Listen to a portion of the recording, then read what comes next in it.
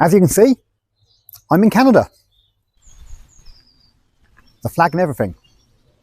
Between Exeter and Taunton, not far from the M5, sits a small slice of Canada. Here is Wolford Chapel.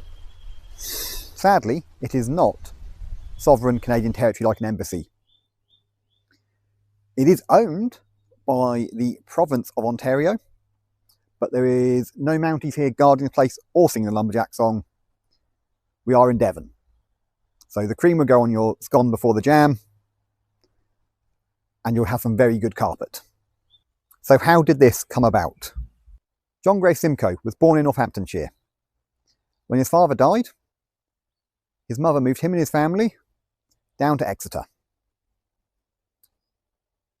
John was educated at Exeter Grammar School before going on to Eton College and then Oxford University. He was studying to join the legal profession before ultimately deciding to join the military. He served in the British military right the way through the American War of Independence. He was injured at the Siege of Yorktown before being returned to Britain to recover. He recovered at his grandfather's home in Devon. Whilst recovering, he met his future wife, Elizabeth Posthuma Gillam, and I hope I could pronounce that correctly. I'll have the name on screen about now. They got married in 1782. He became an MP in 1790 before resigning his position after being appointed the first Lieutenant Governor of Upper Canada, or as we now know it, Ontario. He founded the city of York, now known as Toronto, and that's just a tip of actually quite a large iceberg. He was only in Canada for about 4 years before he returned to Britain due to ill health. After recovering, he was appointed commander of the British forces sent to Saint Dominique. Then in 1806, he was appointed commander-in-chief of India, but fell ill while travelling there. So returned to Devon to be with his wife. Remember her from earlier? While he was busy gallivanting and getting more passport stamps than I have, she had inherited a 5,000-acre estate. Upon that estate, the original Wolford Lodge, and importantly for today, Wolford Chapel were built. The estate remained within the family until 1923.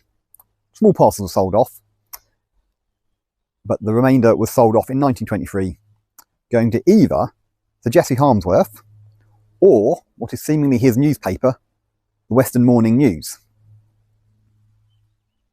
They held on to it until 1966, when it was sold to the John Graves-Simcoe Memorial Foundation, who acquired it on behalf of the people of Ontario.